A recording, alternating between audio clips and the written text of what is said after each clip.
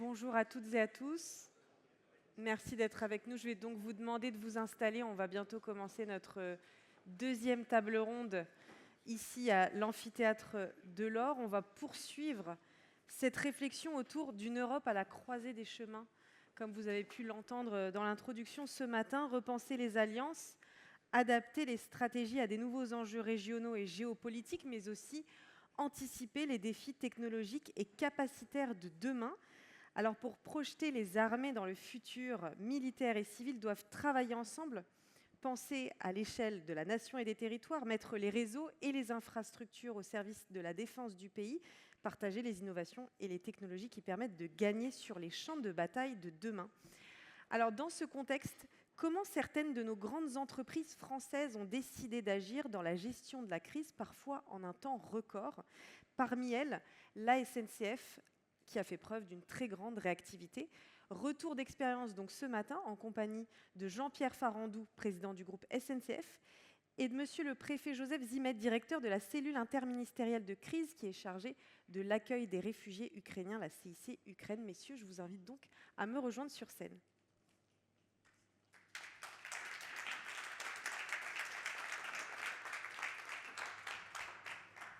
Bienvenue à tous les deux. Merci infiniment d'avoir accepté notre invitation aujourd'hui.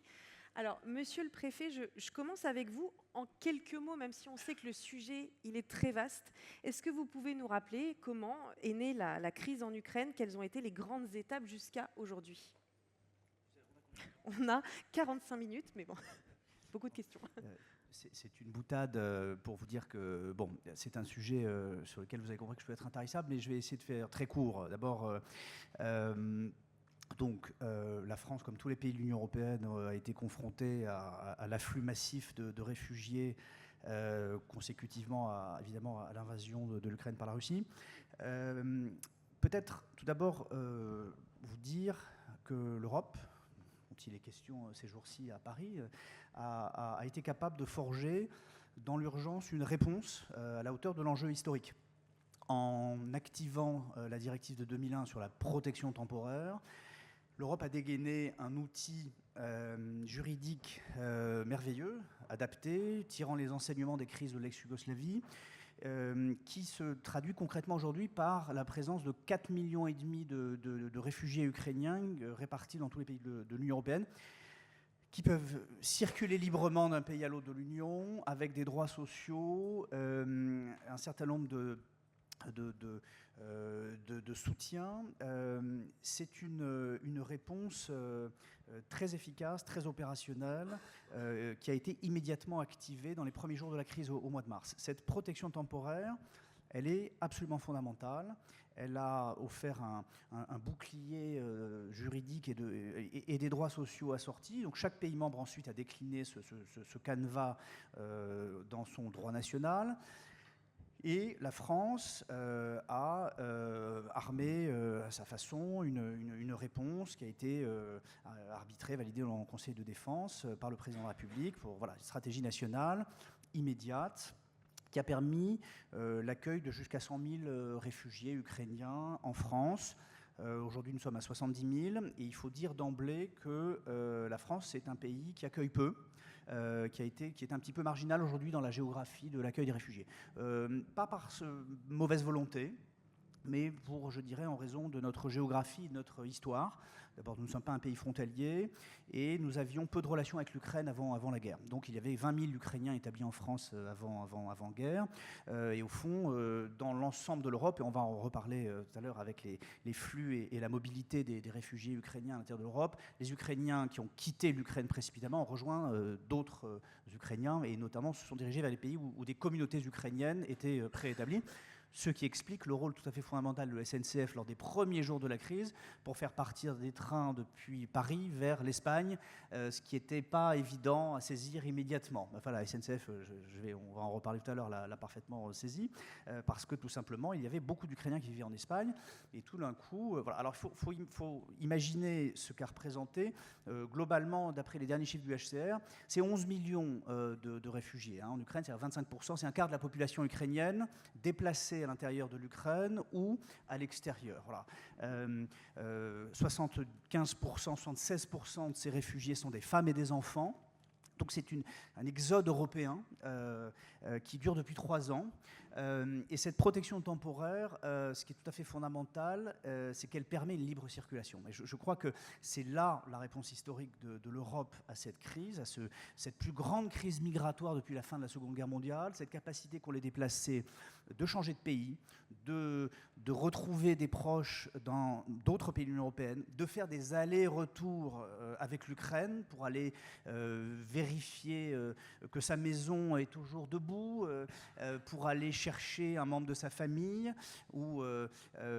Et je pense que vraiment, à l'heure où on se demande et on s'interroge si l'Union européenne va être capable d'inventer la suite, puisque l'histoire s'écrit sous nos yeux, y compris aujourd'hui à Paris, il faut rendre hommage, rendre grâce à l'Union européenne d'avoir su mettre en place cet outil qui offre une solution à un quart de la population ukrainienne pour refaire, essayer de trouver un chemin dans cette crise, en dehors des régions occupées, en dehors des villes bombardées, en dehors des zones du territoire. Il n'y a plus de zones sanctuarisées en Ukraine, vous le savez. Hein. L'ensemble du territoire est à la merci de frappes sur les infrastructures énergétiques, etc. Voilà. Alors, pour ce qui est de la France, nous avons accueilli au pic de l'été 2022 100 000 réfugiés, ce qui est dérisoire au regard du 1 245 000 réfugiés qui sont aujourd'hui en Allemagne. Il faut remettre en perspective. La France est un petit pays d'accueil, le dernier proportionnellement à sa population, pour les raisons historiques et culturelles et géographiques que j'évoquais tout à l'heure.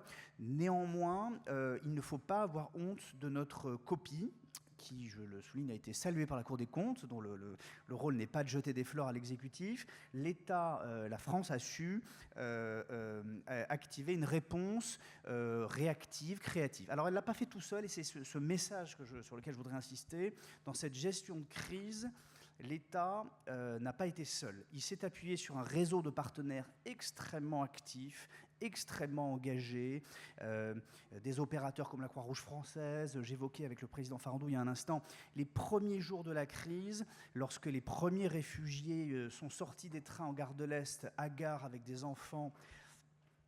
C'était des scènes extrêmement émouvantes. Ils étaient confrontés à des bénévoles de la Croix-Rouge.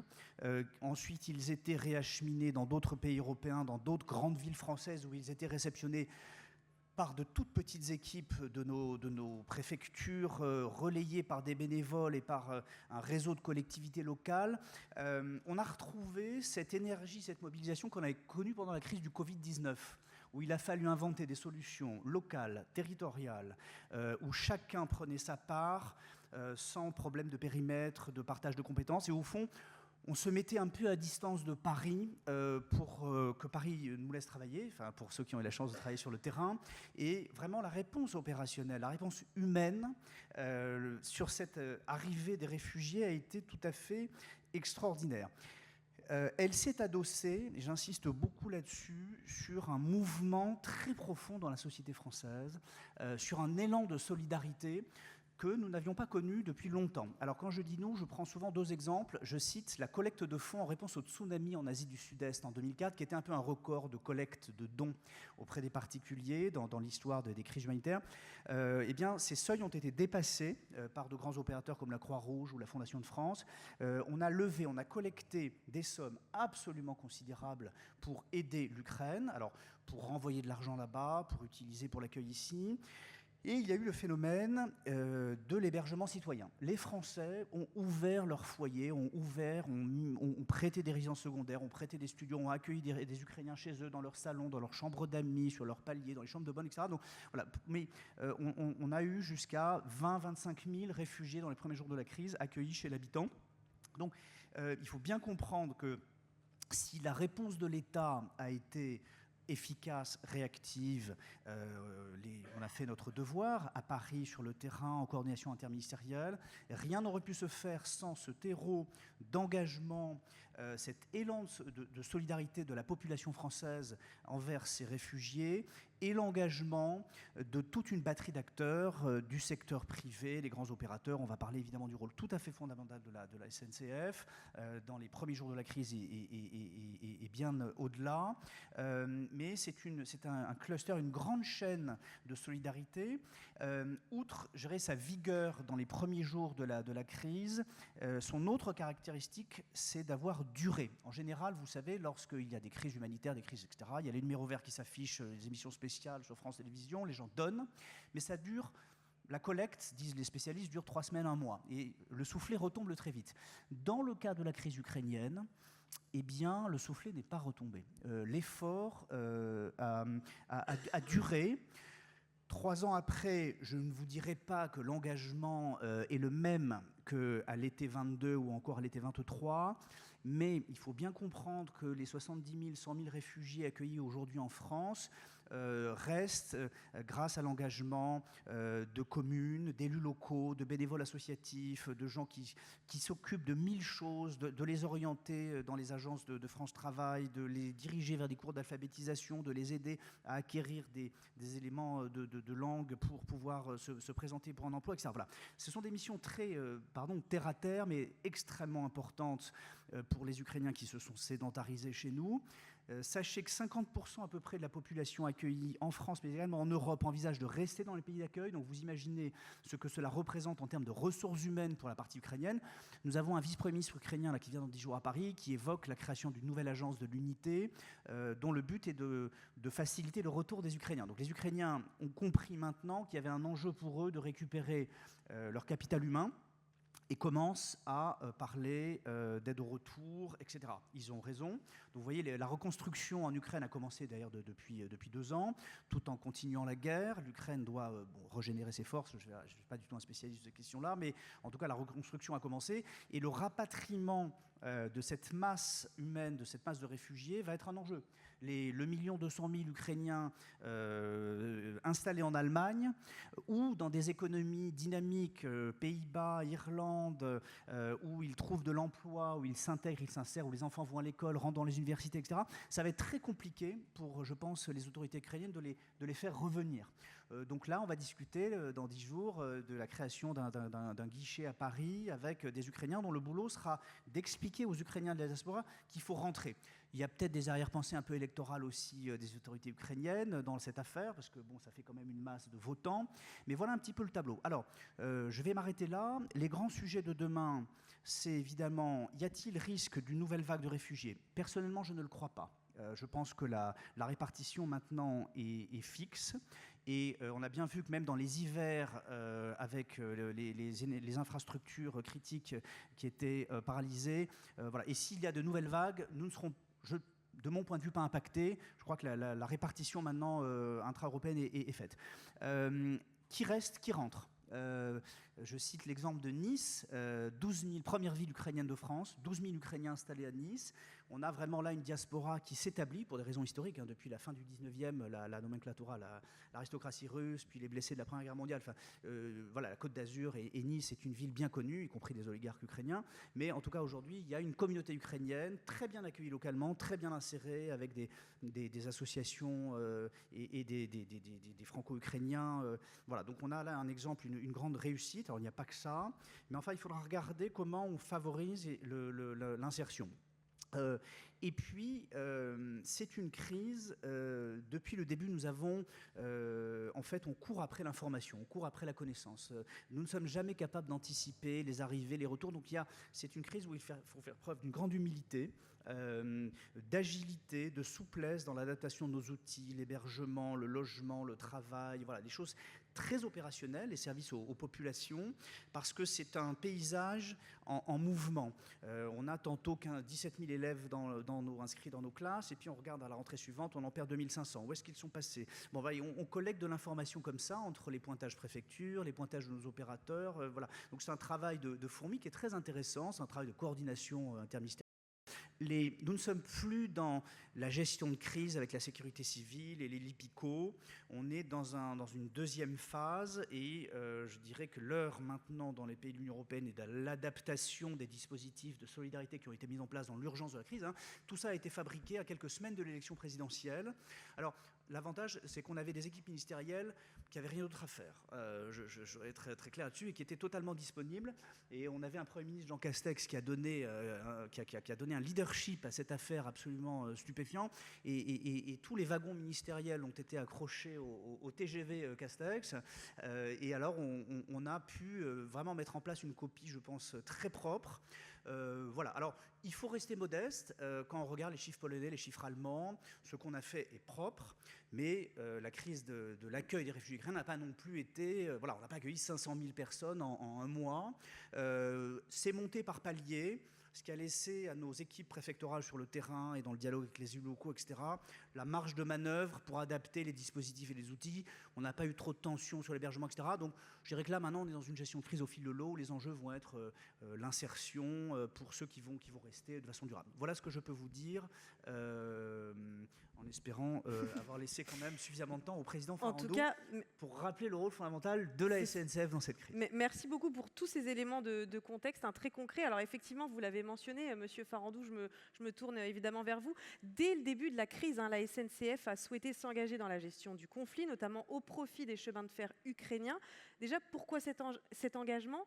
Quelles sont les actions que vous avez mises en place dans cette situation d'urgence? Il y a plusieurs niveaux, je pense, dans l'engagement de la SNCF. Le premier, c'est l'urgence, c'est ce qui a été rappelé, parce qu'ils sont arrivés chez nous, ils sont arrivés gare de l'Est. Et tout à coup, on a vu arriver des gens très vite, d'ailleurs dès le début du conflit. Et comme vous l'avez dit, monsieur le préfet, c'était des gens dans le besoin, il n'y avait pas grand-chose. Il y avait quelques baluchons, des femmes, des enfants tout jeunes, des personnes âgées, parce que les hommes étaient restés faire la guerre. Vraiment un peu perdus, problème de langue, tout simplement. Déjà, les Français, on n'est pas très doués pour les langues, mais encore moins sur l'ukrainien. Donc là, la Croix-Rouge nous a aidés. On a réussi à trouver quelques traducteurs pour échanger. Un lieu d'accueil. On a eu un coup de chance. Gare de l'Est, il y avait un grand local où d'habitude, il y a un restaurant qui est installé, qui était libre. Donc c'est devenu un lieu. Il y avait un lieu, un toit chauffé, gardé, sécurisé, parce que sinon, ils étaient à la rue, ces gens-là. Donc même si on a essayé de bouger rapidement. Il a fallu comprendre où ils voulaient aller, effectivement. On a mis quelques jours à comprendre qu'ils voulaient aller en Espagne, en fait. Donc, bon, une fois qu'on a compris ça, on s'est organisé pour les transférer sur la gare Montparnasse ou la gare de Lyon pour trouver des trains ou par Madrid ou par Barcelone qui leur permettaient d'aller en Espagne. On leur a offert, bien sûr, les billets. Il y a eu beaucoup de générosité à cette occasion, bien sûr. Après, une fois qu'on a fait ça, on s'est dit aussi comment... En fait, ça a été le déclencheur. On s'est dit comment on peut aider ceux qui sont restés. Donc assez rapidement aussi, c'est bien la tradition aussi humanitaire française, c'est comment on peut envoyer des biens de première nécessité en Ukraine. Il a fallu trouver un entrepôt. En région parisienne, c'est pas si simple. On a la chance d'être un grand groupe logistique. Donc on a trouvé, je crois, du côté de Rungis, un entrepôt qui était libre, où là c'est la protection civile qui a pris le relais. Et on a pu stocker des marchandises qui sont reparties de là, ou en train ou en camion. Et là encore, notre filiale Géodis dans le groupe a fait le camionneur pour transporter tout ça en Ukraine. Donc ça, c'était tout ce qui s'est passé dans le premier mois, j'allais dire. Donc très vite, on a réagi. Après, on a continué parce que on a été, comme tous les Français, très sensibles à ce qui se passait là-bas. Je crois que les Français, c'est ce que vous avez dit, il y a eu une grande solidarité, puis une grande solidarité en termes humanitaires, mais solidarité sur le fond. Je crois que c'est le sentiment de justice des Français qui a joué. L'Ukraine était le pays agressé, était le pays attaqué de manière très injuste. On ne comprenait pas trop pourquoi, ou trop bien pourquoi, à l'inverse, ils souffraient. On voyait bien que c'était un pays qui était en souffrance, c'est une guerre dure, c'est toujours dur la guerre, mais là on en avait les images en plus. Et donc on a eu vraiment envie de les aider. On a aidé, alors on a vu le rôle joué aussi par les chemins de fer ukrainiens, je crois que ça a été une grande leçon. On a redécouvert à quel point un chemin de fer était un équipement majeur pour tenir un pays, pour conforter la résilience d'un pays. Nos collègues ukrainiens ont été des héros. Ils continuent à faire les trains sous les bombes. Voilà, donc un engagement total. Ça a permis de transporter des troupes, des munitions, des gens, parce qu'il y a aussi beaucoup de déplacements au sein de l'Ukraine, où ils partaient en train, puis à partir de là, ils rentraient en Pologne, ils arrivaient chez nous en s'arrêtant en Allemagne pour certains. Donc on a bien compris que le train, c'était important. Donc les trains, il fallait que ça marche. On les a aidés au plan technique. On a envoyé là-bas des groupes électrogènes, on a envoyé des moteurs de locomotives, on a envoyé des équipements pour le froid. C'est ce qu'ils nous demandaient en priorité, donc on a commencé à cibler, j'allais dire, davantage nos collègues cheminots. Il y a une grande solidarité cheminote, vous savez, ça joue très fort. Donc on les a aidés tout en les admirant beaucoup. On a continué cette aide-là au fil du temps de deux manières. D'abord, on a installé l'Ukraine dans le devoir de mémoire français. On a une tradition à la SNCF. Je pense que ça tient à l'engagement de la résistance faire. Enfin, on célèbre les armistices avec beaucoup de dignité. Voilà, c'est 2 fois par an, hein, donc Première Guerre mondiale, Deuxième Guerre mondiale. Ça fédère toute l'entreprise, organisation syndicale, cheminots, là on est tous rassemblés pour se rappeler. Devoir de mémoire, devoir de ces hommes et de ces femmes qui ont donné leur vie pour notre liberté. On y a invité tout de suite l'ambassadeur d'Ukraine en France. Il a été associé. Et franchement, on avait tous un peu la larme à l'œil quand on célébrait les morts pour la France. On avait dans nos têtes ceux qui mouraient pour l'Ukraine, voilà, à l'évidence. Voilà, donc quelque part, pour bien prendre la mesure de ce qui se passait, ça ne fait pas de mal, hein, on se rappelle tout ça. C'est en ça que c'est important, et je sais que vous avez beaucoup travaillé sur ces sujets-là, bien sûr. Donc on les a associés. Il y avait le drapeau ukrainien, tout simplement. Drapeau français, drapeau européen, drapeau ukrainien. Et je peux vous dire que l'ambassadeur d'Ukraine, ça l'a touché. Voilà, ça l'a touché, parce qu'il était accueilli par une communauté française qui l'intégrait dans notre travail de mémoire, je vous dis, édiféré et en temps réel, j'allais dire presque. Hein. Voilà, donc c'était important. On a reçu des maires MAIRE, hein, des maires de villes d'Ukraine, qui avaient là, et là encore, ça nous a rappelé des heures noires, ces soldats ukrainiens qui reviennent handicapés par fait de guerre. Ils ont absolument, d'abord il faut les réintégrer dans la vie civile, ils en ont besoin, dans les usines, dans la production. Et eux, à titre moral, ils ne peuvent pas rester à côté. On les a reçus, ils ont choisi la SNCF parmi d'autres, mais quand même, parce que alors nous, c'est plus pour fait de guerre, ça il y a longtemps, mais on a aussi bien sûr une politique vis-à-vis des gens handicapés, hein, porteurs de handicap, comment on les intègre dans la vie professionnelle. Donc on leur a expliqué comment on a aménagé les postes de travail, comment on les accompagnait, et on a maintenant un lien qui est établi avec des missions croisées où on va les aider à aménager ce qui doit l'être pour pouvoir donner une capacité d'intégration professionnelle à des gens qui malheureusement reviennent de la guerre avec des handicaps et des blessures sérieuses. Voilà, on fait tout ça. Et bien sûr aussi, ce qu'on a appris, alors c'est le lien avec les armées, ou l'armée émanation d'une nation. Alors déjà, on le faisait par les réservistes. Et tout ça s'est fait en même moment, vous voyez, tout ça. Et peut-être tout ça, ça fait système d'ailleurs. Hein. Alors je ne sais pas quelle est la poule et quel est l'œuf, mais c'est vrai que l'Ukraine, ce qui s'est passé en Ukraine a renforcé encore plus le souhait des cheminots et de la SNCF à se mettre au service des armées, au service de la politique de défense de la France. Voilà, les réservistes, on en a 1000 déjà. On est une entreprise qui en veut plus. Eh bien, on a une ambition, c'est x2. Voilà, x2, ça nous parle par ailleurs, parce qu'on va aussi transporter 2 fois plus de voyageurs et de marchandises. Donc, le x2, ça nous parle, c'est une formule simple. On a une convention qu'on a renouvelée, qu'on a signée d'ailleurs en présence du ministre des Armées, pour doubler le nombre de réservistes à la SNCF, donc en leur donnant beaucoup de facilité, du temps. On leur donne du temps pour qu'ils puissent s'engager. Donc on a fait ça. On a resserré les liens qui existaient, mais en se rendant compte à quel point le ferroviaire était absolument indispensable aux armées, notamment quand le front est à 2000 km terrestres de la France. Les avions, ce n'est pas adapté, les bateaux, ça ne marche pas, les camions pour transporter les chars d'assaut, ce n'est pas simple, c'est un camion par char, et encore, ce n'est pas simple dans certains pays. Le train est parfaitement adapté. On a redécouvert à quel point le ferroviaire faisait complètement partie des stratégies logistiques de l'armée. La logistique, n'est-ce pas Philippe, est absolument nécessaire. C'est comme dans les entreprises, il faut y penser tout de suite à la logistique. Hein.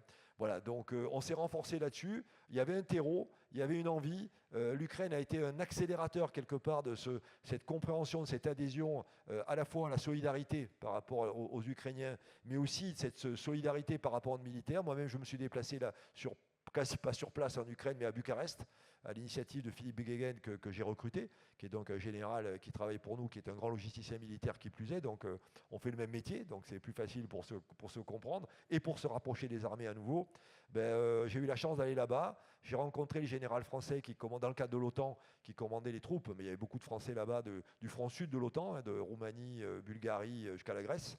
D'abord, on comprend mieux. Il n'y a rien de tel que d'aller voir sur place pour comprendre ce qui se passait. J'ai eu en face de moi un général qui m'a dit que je compte sur le ferroviaire pour m'aider à être un bon général, à faire fonctionner les ressources que sont les miennes, avec une ambition d'ailleurs d'augmenter les quantités. Donc déjà, on commençait à se dire, il y avait un exercice qui se profilait, mais on voit bien que derrière la tête de l'exercice, c'est peut-être qu'il faudra augmenter l'intensité de nos efforts là-bas. Et donc là où il y a un train par semaine, il faudra monter à 5 trains par semaine. Donc ce n'est pas la même ambition. Est-ce qu'on est prêt? On a vérifié qu'on était prêt. On a mis un expert parce qu'il faut vérifier que toutes les voies ferrées Alors en France, en Allemagne, on n'est pas inquiet, mais quand on arrive à Roumanie, le réseau ferroviaire est parfois pas en si bon état que ça. Donc, est-ce que les ponts peuvent supporter les passages de convois avec des chars d'assaut? Oui, non. Est-ce qu'il faut les renforcer? Lesquels? Quels sont les points de débarquement? Voilà, tous ces sujets-là très concrets, on les a traités. Est-ce qu'il y a des sujets de gabarit? Est-ce que ça passe partout, etc. Les sujets de procédure, on se rend compte que c'est ce qui a été dit ce matin à l'ouverture, c'est 80 ans de paix. 80 ans de paix, ça vous ramollit un peu, quoi. Voilà, ça vous ramollit un petit peu. Donc là, il a fallu vérifier est-ce qu'on est capable de se transformer très vite d'une économie de paix à une économie de guerre. C'est pas si simple que ça. Par exemple, c'est les transports européens. Pour aller de France à Roumanie, il faut passer en Allemagne, il faut passer. Alors, il y a plusieurs itinéraires par la Pologne, souvent, mais pas que. Ça peut être la Hongrie aussi. Nos voisins allemands, par exemple, ils sont assez tatillons en matière administrative. Voilà, donc c'est pas si simple que ça de faire circuler des trains au dernier moment. Bon, nous en France, on est plus capable, au fond, on n'est pas mauvais dans la crise, les Français, c'est bien connu. Donc nous, on bascule dans nos têtes plus facilement. Les Allemands, c'est les Allemands. Ils sont très organisés, très structurés. Ils n'aiment pas être bouleversés. Voilà, donc on s'est rendu compte que côté procédure administrative, certainement, pour être capable d'envoyer plus de trains avec un préavis plus court, parce que parfois, on ne peut pas commander les choses plusieurs mois à l'avance. Bon, on va travailler avec nos collègues allemands pour qu'ils soient en capacité, effectivement, de répondre plus vite à des besoins qui pourraient arriver un peu au dernier moment, parce que malheureusement, c'est ça aussi, on a beau anticiper, il se passe aussi parfois des faits de jeu qui demandent des réponses rapides. Voilà, donc au fond, c'est une espèce de continuum. Je pense que ça a été aussi rappelé par les ministres ce matin, on en parlait aussi en aparté. D'abord, c'est mental. Je pense que la société civile, elle est prête à aider les armées, l'émanation des armées. J'aime bien effectivement ce mot qu'on évoquait ensemble. Mais il faut qu'elle soit prête dans sa tête d'abord. Il faut que l'envie soit là, la détermination, le sens, se sentir utile, savoir qu'est-ce qu'on apporte de concret dans une chaîne, trouver sa place, s'être préparé. Tout ça, ça compte.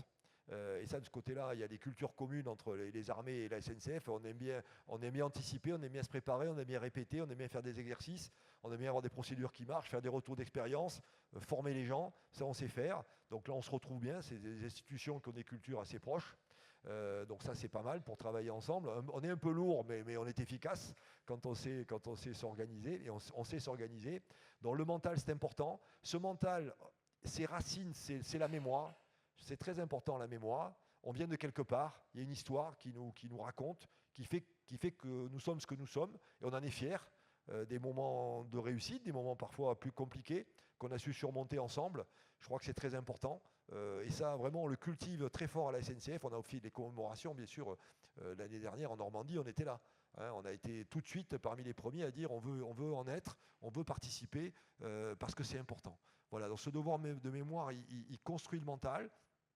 Ensuite, c'est donner ce sens, bien sûr, autour de la liberté. Ça a été aussi rappelé, on défend des valeurs. Les valeurs qu'on défend, les valeurs de la République, de liberté, de démocratie, ça vaut quelque chose. Il y a beaucoup d'hommes et de femmes français et européens qui sont morts pour ça, qui ont refusé le nazisme, qui ont refusé des dictatures, que des dictatures s'installent dans notre pays. Voilà, c'est pour ça qu'on se bat. Et la notion d'Europe, l'Ukraine, au fond, c'est l'entrée dans notre zone. C'est loin, mais pas si loin. Et il y a une forme de solidarité aussi qui est très perçue, je pense aussi par les Français, que ça a beau être à 2000 km, au fond, c'est à partir de là que ça se passe. Il se passe quelque chose dans cette zone-là qui est importante pour nous, même si ce n'est pas les frontières directes. On voit que c'est des débats qui sont relancés, notamment par la couverture nucléaire. On voit qu'il y a des débats très profonds. C'est où les intérêts vitaux? Ça commence où? Est-ce que c'est une bande géographique où ça commence? Voilà, je pense que tout ça, c'est des débats très importants. Et les Français, ils sont sensibles, les cheminots, ils sont sensibles. Voilà. Et puis après, il y a le métier, au fond, parce qu'au fond, la société civile, elle se définit d'abord par le métier qu'elle exerce pour le bien de tous. Nous, c'est faire rouler des trains. Notre métier, c'est faire rouler des trains. Et à partir du moment où les trains sont importants pour la défense, eh bien, nous devenons importants. Voilà, on a notre place dans un dispositif, on sait ce qu'on attend de nous, et peut-être que le vœu que je formule, alors je pense que c'est qu'il y a des liens. Philippe Guéguen me le disait, il y a des pays qui ont rompu quasiment. Je pense à la Grande-Bretagne, alors c'est peut-être lié aussi à la privatisation des chemins de fer britanniques, alors du coup ça devient compliqué, quand il n'y a que des intérêts privés, c'est plus compliqué. Nous, on est encore une entreprise publique nationale, même si on est un peu maintenant répartis en plusieurs sociétés, il n'empêche que moi je suis le président d'une entreprise Société nationale des chemins de fer français. Voilà, ça veut dire quelque chose. Donc on se met à disposition des compétences, des politiques publiques, bien évidemment. Donc voilà, contrairement aux Britanniques, nous, on a toujours eu un lien lien technique, il y a des conférences annuelles, on parle de ferroviaire entre les cheminots, avec les militaires, il y a un réseau stratégique de défense nationale.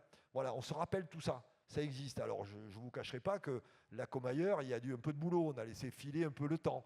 Bon, il a besoin un peu d'entretien, ce réseau stratégique, ce réseau ferré de défense nationale, stratégique. Voilà, il a besoin d'entretien. Ça tombe bien. C'est là parfois qu'il faut savoir aussi faire converger les choses. Il y a en cours une discussion avec l'État de renforcement du réseau ferré. Il faut absolument que les besoins militaires en fassent partie, bien évidemment. Donc il y a à la fois les capillaires, parce que les dépôts de munitions, souvent, ils sont dans des endroits un peu isolés. Donc c'est des petites voies qui les desservent. Il faut que ces voies soient bien entretenues. Ce n'est pas toujours le cas aujourd'hui, il faut se parler vrai.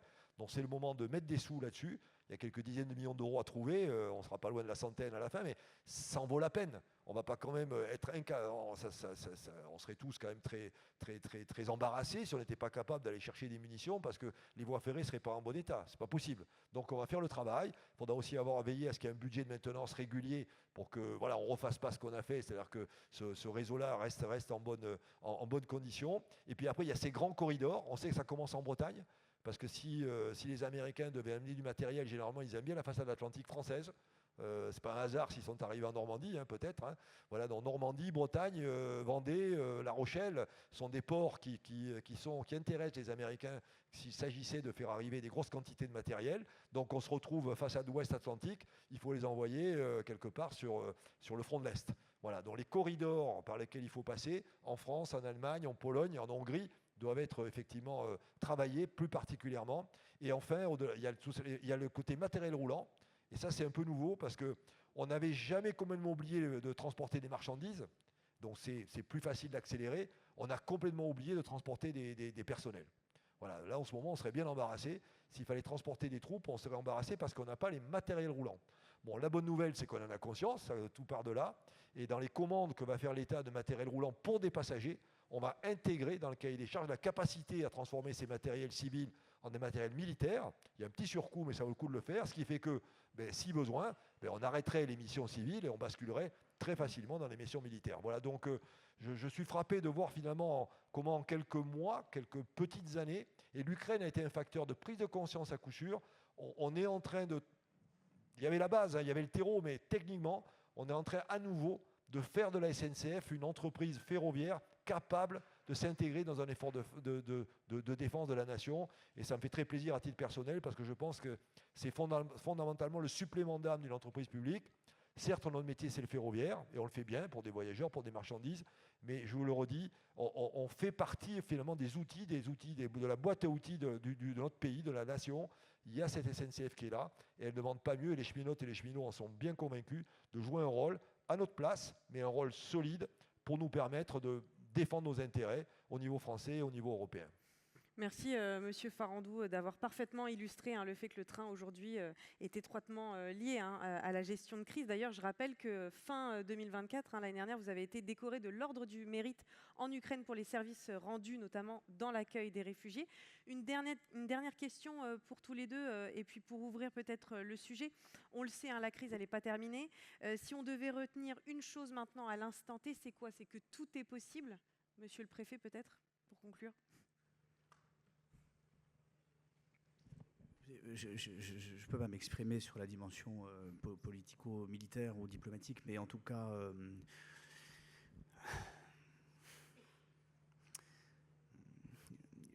je vais répondre à côté. Ce qu'expliquait le président Farandou, c'est que cette crise ukrainienne, elle réactive deux mémoires sociales extrêmement puissantes dans la société française. Je vais vous répondre, mais c'est 14-18 et la mobilisation de septembre 39 quand...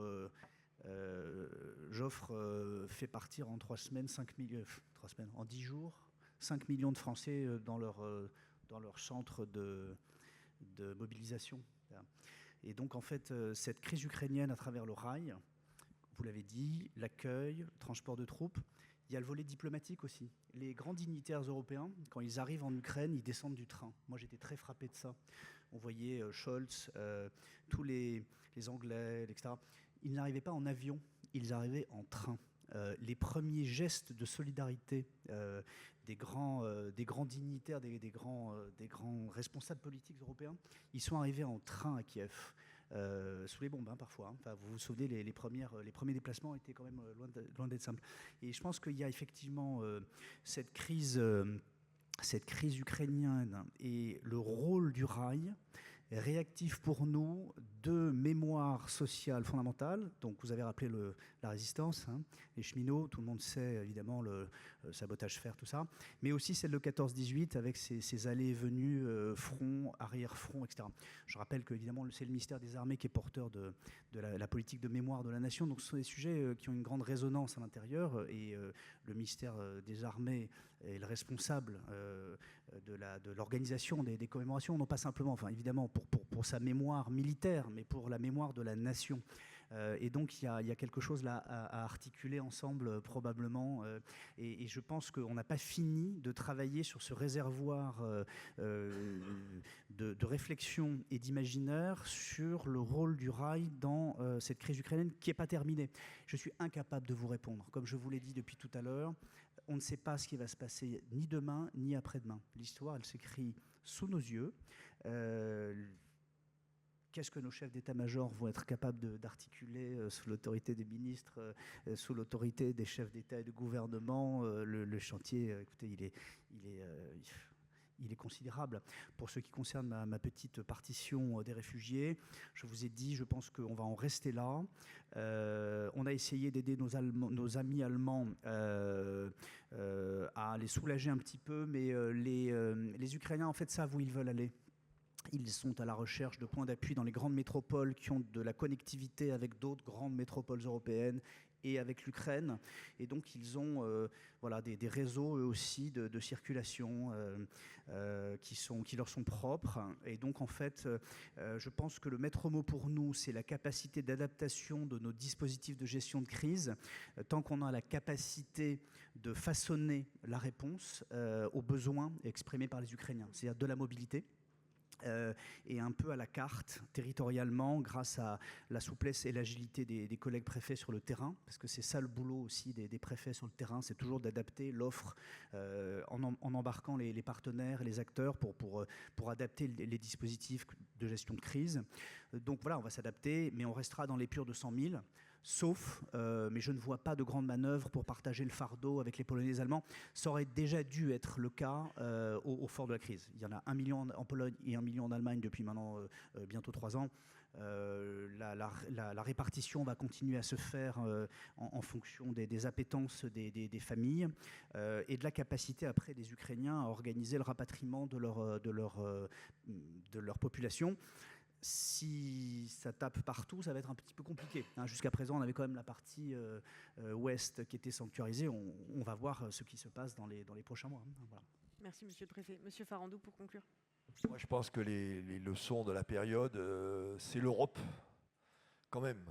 Le fait européen qui est parfois discuté, il me semble de plus en plus incontournable. Je crois que c'est quand même, s'il y a un mal pour un bien dans cette affaire, c'est peut-être celui-là. C'est-à-dire qu'il faut que l'Europe se prenne en main. Ça a été rappelé par les deux ministres ce matin, le français et le néerlandais. Moi, ça me fait plaisir de voir deux ministres qui avaient une belle convergence de vues, une envie d'avancer ensemble de manière concrète. Et l'Europe, ça va bien avec le chemin de fer. Le chemin de fer, il est européen. C'est vraiment aussi d'ailleurs, il est né en Europe, il a fait l'Europe, il maille l'Europe dans les marchandises comme pour les voyageurs. Donc on s'y retrouve. J'allais dire, cette dimension européenne, là encore, la SNCF ou les chemins de fer sont à l'aise avec ça. D'ailleurs, moi, j'ai d'excellentes relations avec tous mes collègues, notamment mon collègue allemand. Donc, il y a aussi le moteur franco-allemand, il fonctionne aussi dans le ferroviaire.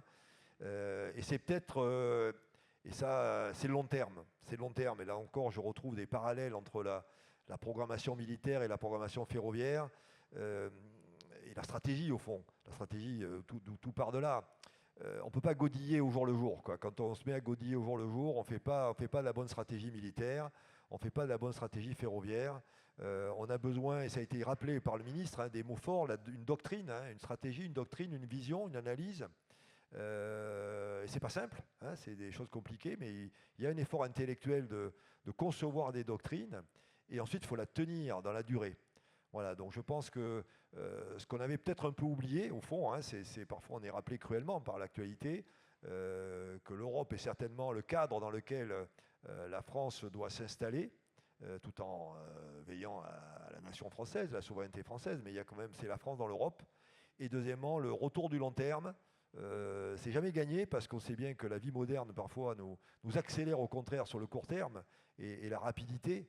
Mais il faut faire attention, il y a les choses essentielles passent par le long terme.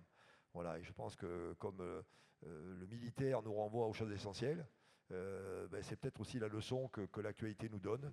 Et je suis convaincu quand j'entends les déclarations fortes qui sont posées par nos dirigeants, que ces deux perceptions, celle de l'Europe et celle du long terme, reviennent dans les têtes de nos décideurs.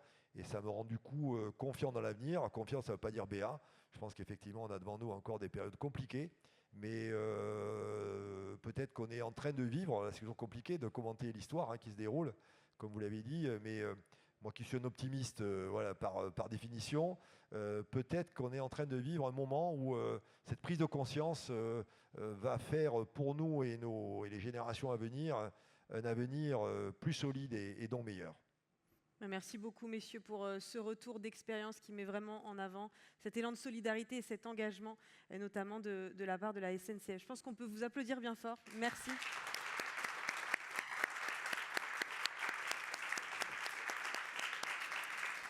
Merci, messieurs. Merci à vous.